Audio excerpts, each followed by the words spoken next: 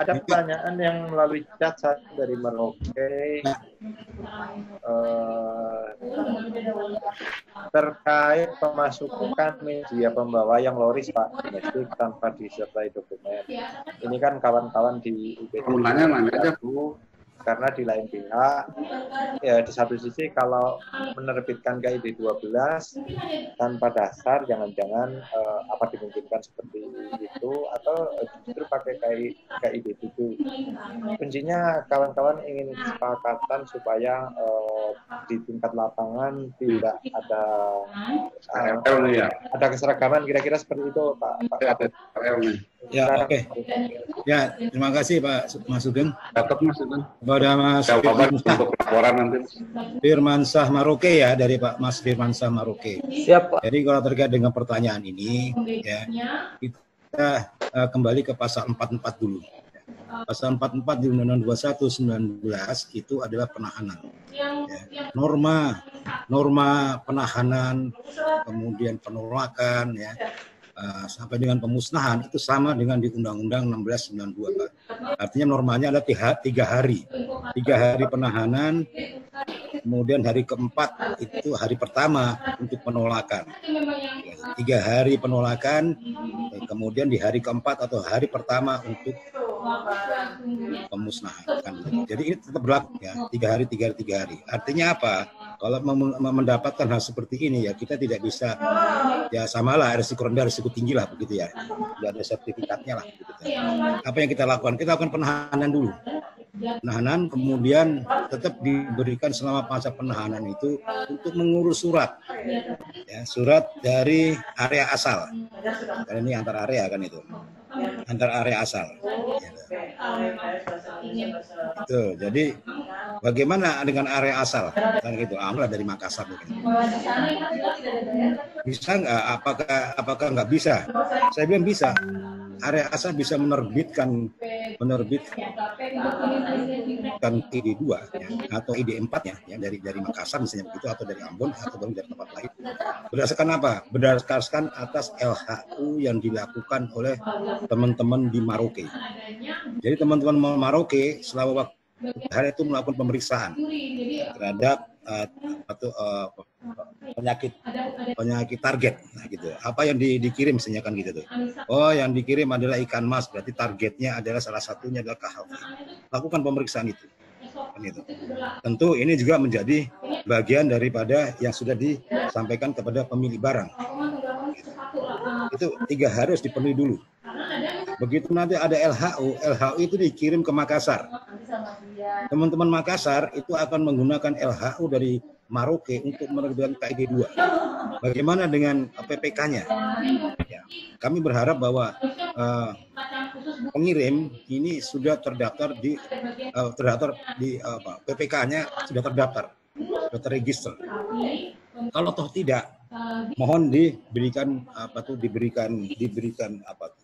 ruang untuk dia bisa melakukan registrasi PPK.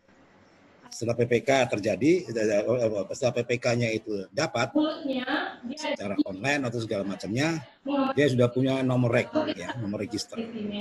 Dia bisa melakukan permohonan ke Makassar untuk dibuatkan KID 2 berdasarkan LHU dari Merauke. Selesai kan itu tuh. Siap. Karena waktu 3 hari akan terbit lah. Maksimal 3 hari sudah terbit KID 2 dari Makassar. Itu kerjasama seperti itu. Tidak boleh lagi UPT itu mengatakan wah saya nggak lihat barangnya, saya nggak bisa ini. Tidak bisa seperti itu. Gitu. Makanya kenapa Undang-Undang 21/19 ini 51% adalah tindakan karantina. Yang berarti adalah tindakan administratif, gitu tuh. Kalau masih seperti itu tindakan kita, itu justru akan menjerumuskan pengguna jasa. Tidak boleh seperti itu. Makanya kenapa Undang-Undang 21/19 itu lolos dari Omnibus Law. Gitu. Ini yang salah satu kita pertahankan dan sama pertanyaannya dari tim Seknek ya.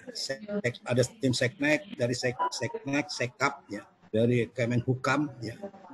Menanyakan seperti ini. Ini dimungkinkan Jadi dilakukan pemeriksaannya di Maroke, hasil LHU-nya segera dikirimkan karena hasil pemeriksaan ini kan bisa online lah gitu ya, dikirim buat WA atau segala macam kan bisa lah. Atau dimasukkan dalam siskarin, dikirimkan ke sana kan itu ya. Dikirimkan di mana? Kirimkan di Makassar. Makassar sudah ada PPK online-nya, kemudian pemerintah dilakukan PPK pada perusahaan yang bersangkutan, kemudian perusahaan bersangkutan juga melakukan permohonan pemasukan di Maroke. Selesai sebetulnya seperti itu. Ini yang diharapkan dari Undang-Undang 21 itu seperti ini. Gitu. Karena Undang-Undang 21 justru itu memberikan peluang untuk kita bisa membantu menyelesaikan pengguna jasa dalam kondisi seperti ini. Apapun sebetulnya, apakah KID 2 atau KID 4 tetap gitu. Seperti itu. Nah, dalam waktu 3 hari kalau tidak bisa dipenuhi, kan itu. Ternyata orangnya, pemilik barangnya sulit diketemukan segala macamnya. Berlakulah itu normanya tadi sama 3 hari penahanan, berarti hari ketiga, hari keempat adalah hari pertama proses penolakan berlaku. Gitu. Pejabat karantina itu nanti akan menindaklanjuti. Ini belum ada tahap-tahap terkait dengan justisia, belum ada, masih pejabat karantina. Akan menindaklanjuti, gitu. Mengirim surat dan segala macamnya untuk melakukan penolakan. Kita tolak barangnya, kan begitu. Kita tolak barangnya kembali ke area asal. Tidak lagi ditemukan lagi. Selama masa itu, selama 3 hari penolakan tidak ditemukan orangnya, susah dihubungi segala macamnya. Berlakulah nanti di masa keempat atau hari pertama di pemusnahan. Tapi kita tidak langsung memusnahkan. Kita lihat dulu nanti sini. Barangnya bagus atau tidak, kan gitu tuh. Nanti ada di pasal 51. Normal 51 atau 52, 51 kalau nggak salah. Seperti itu. Untuk dilakukan pemeriksaan. Tidak serta-merta juga langsung dimusnahkan. Kalau bagus, kalau tidak bagus dimusnahkan. Kalau bagus, itu nanti akan dikuasai oleh negara. Pasal 71. Jadi seperti itu rangkaian ininya, rangkaian alurnya gitu. Jadi tindakan karantina, jadi belum ke arah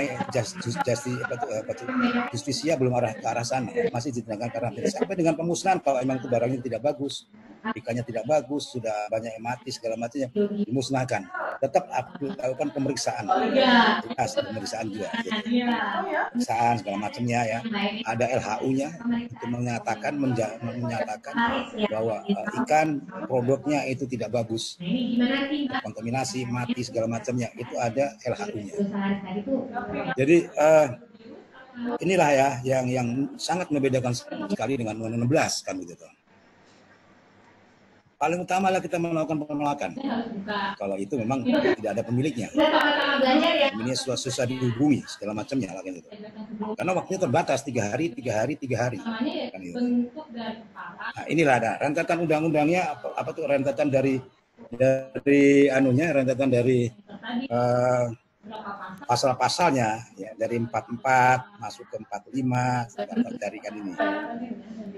Dari 45 nanti masuk, kalau misalnya itu ditolak itu seperti apa?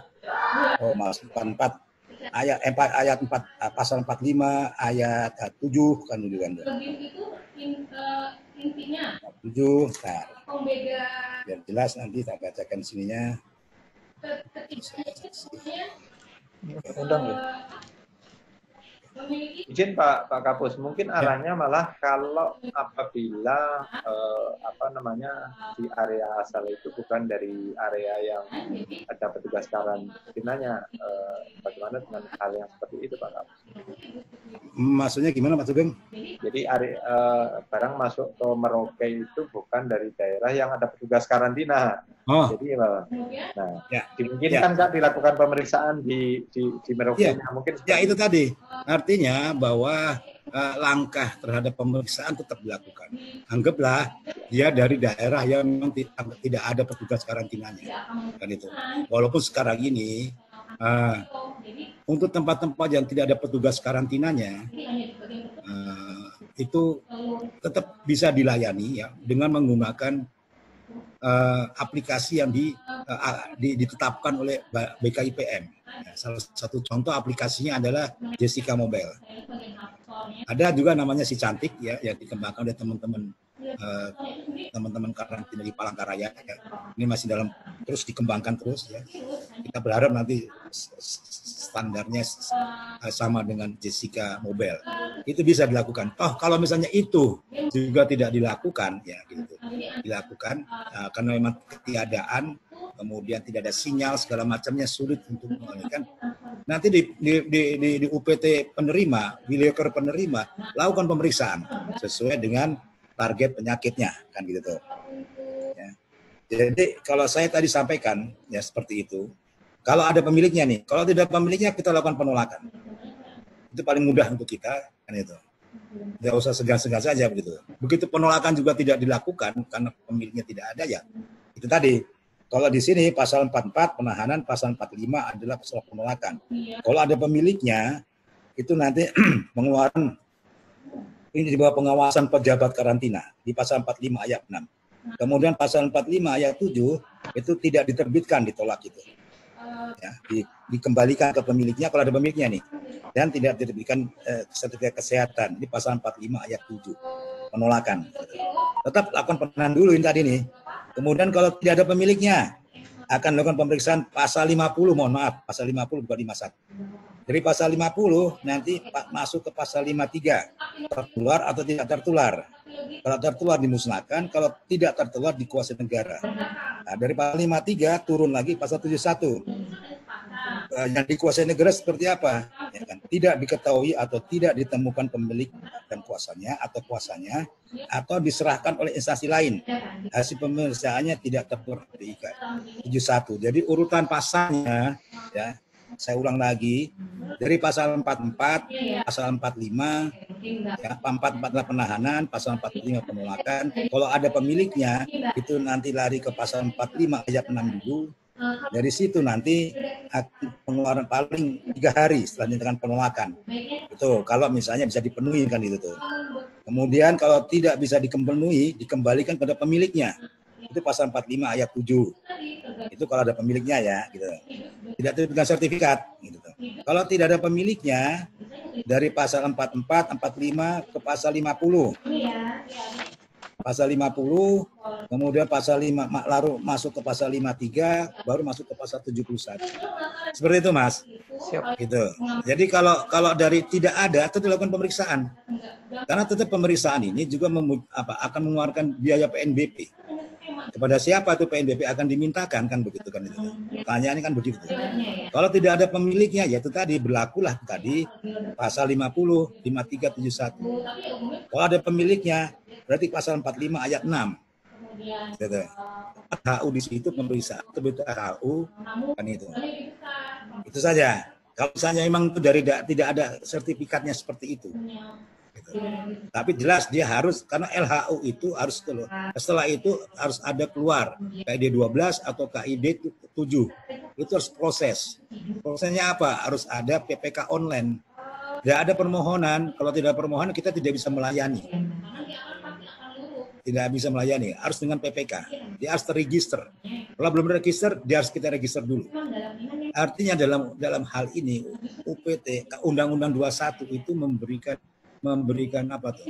Memberikan keleluasaan lah ya, keleluasaan pemilik barang, pemilik media pembawa itu untuk tetap dia intinya kalau dalam posisi dia menurut apa segala undang-undang ada, kita bisa bantu semuanya. Gitu. Jangan dipersulit kalau seperti ini. Tidak bisa nggak bisa seperti itu. Itu malah nanti pejabat karantina bisa dikenakan sanksi seperti itu. Ini yang membedakan dengan Undang-Undang 16 gitu.